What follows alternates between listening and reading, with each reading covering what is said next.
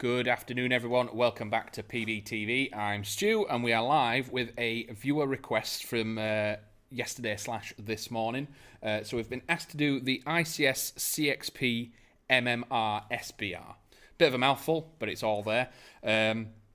So the CXP range is, again, very, very similar to a lot of other brands that have a body, a gearbox, and a system in mind, and then all the acronyms and everything like that are just the front and back that are slightly different, a different stock, a different rail, and a slightly different setup. Apart from that, the core, the beating heart of it, the gearbox, the features, the type bob barrel, the wiring, and all that is the same.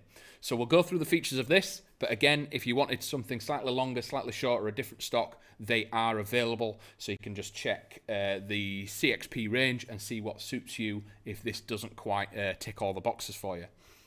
So as normal, with all the platforms that we do, we'll start at the front and work our way backwards. If you have any questions, just drop them in the chat box. We'll flash them up on screen and we'll answer your question as soon as possible. So as with most platforms, it does have a 14mm counterclockwise thread for any of your attachments that you need, your tracer units, anything like that. It's good to go, really cool out of the box.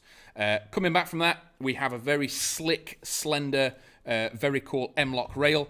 So you've got M-lock on the right, left, and bottom, and then 20mm riz across the top until the receiver gap. There's a larger section of riz, and the rail continues across the top of the receiver.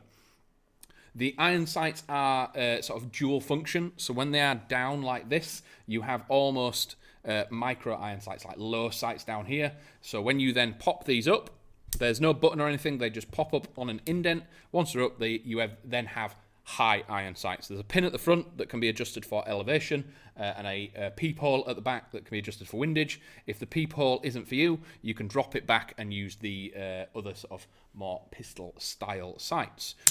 Drop them back down.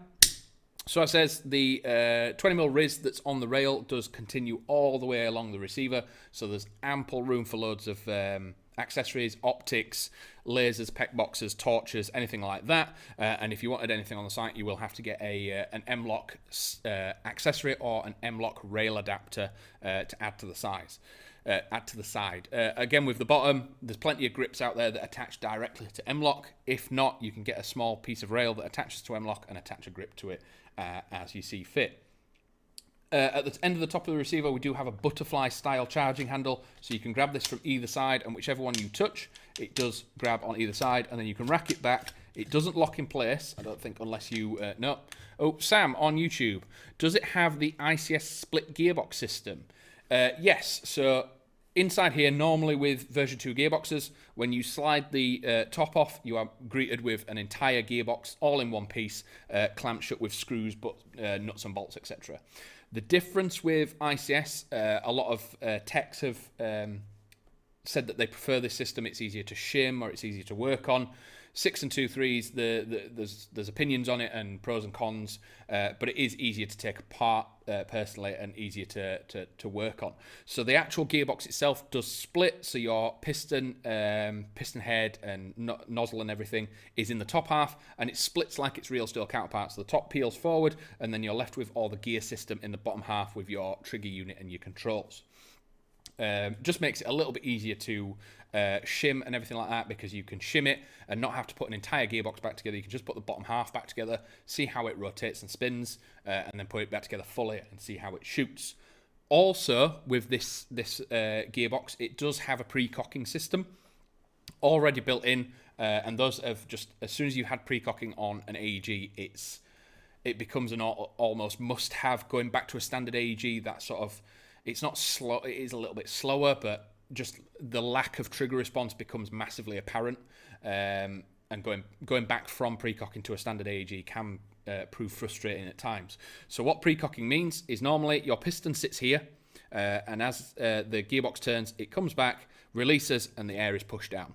What pre-cocking means is the piston sits at the back, preloaded and pre-cocked, so when you pull the trigger, it's almost like releasing it from a sear, fires forward, sends the BB down the barrel, and then recocks. So the gears are then pre-cocking it to the back, and it's held there.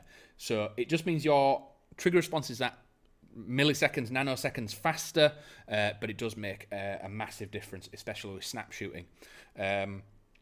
This thing is doing about 330 FPS out of the box, and I think it was about 12.5 rounds a second with a 7.4 LiPo. So again, with our power limits, we have to recommend that you stay under the 11.1. So stick to your 7.4 LiPos, stick to your 8.4 NIMS. Anything that will fit in this stock tube is perfectly ample, and you're not going to be disappointed with its rate of fire or its FPS. And with that pre-cocking system, its trigger response is probably beyond a lot of stuff that's out there standard at the moment. Coming down, we have a standard high cap, so fills from the top through the fill window, and there is a wheel on the bottom to prime it. Again, we've said this a few times, that when you are priming high caps, make sure it is vertical like this, so that it has the BBs are able to be picked up, primed properly, and go up and feed nicely. The grip is extremely aggressively stippled compared to a lot of stuff. It is only like dots, but once you've got a glove on, this thing's going to stick like glue and going to be a really, really solid platform in the shoulder. Coming back to the stock, so this is the, I think they call it the MTR Stock. I can't remember if that's the exact acronym, but you have an arm at the bottom that allows you to slide it backwards and forwards, and this arm is also how you take it off for the battery compartment.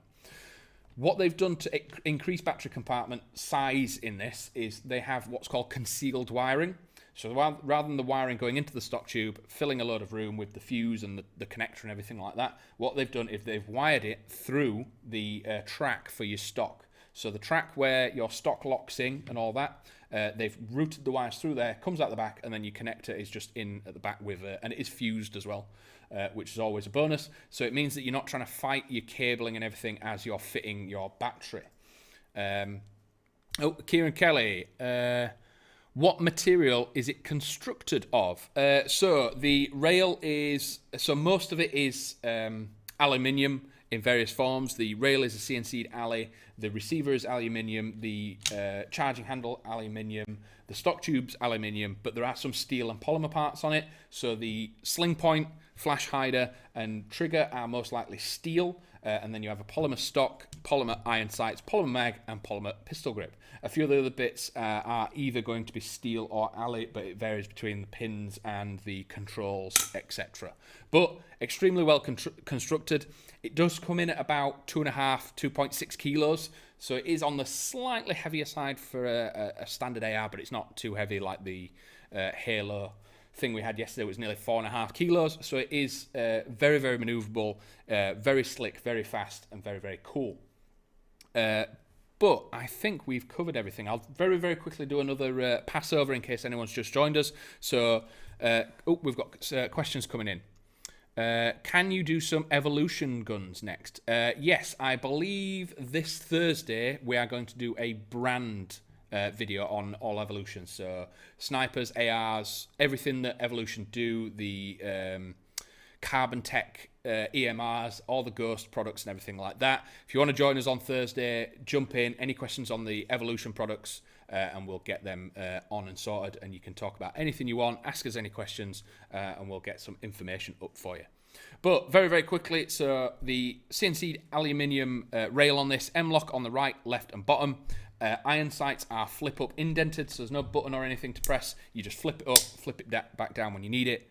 Plenty of 20mm real estate across the top for optics, lasers, torches, anything that you need. Aluminium receiver with the ICS split gearbox and pre-cocking system inside that's producing 330 FPS and about 12.5 rounds a second on a 7.4 LiPo. Polymer MTR stock tube stock.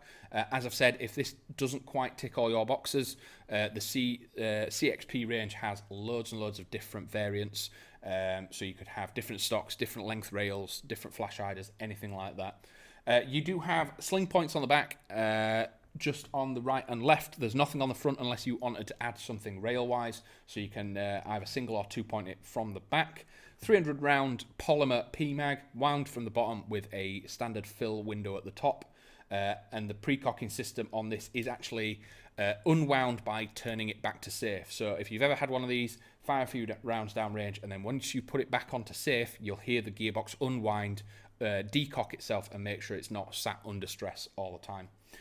Concealed wiring at the back, that it goes through the stock track underneath, meaning you have a lot more room in the stock for your stick batteries and your lipos, and it is fused as well. This comes wired to mini Tamiya, so very, very easy to get batteries hold of and easy to fit. It does have a rotary style hop as well, so it means that the hop is very, very solid and stable, so once it's set, it's going to stay there. But so this is a viewer request. I hope the guy is happy that we've jumped on this one. Again, if there's something you want us to look at, drop us a message on Instagram, drop a comment under one of the videos, and we'll immediately throw it to the top of the list if it's not already been done before. So if that's everything for today, I will catch you again at 4 p.m. tomorrow with another live stream. And again, join us on Thursday for the Evolution brand video. I'll see you in a bit.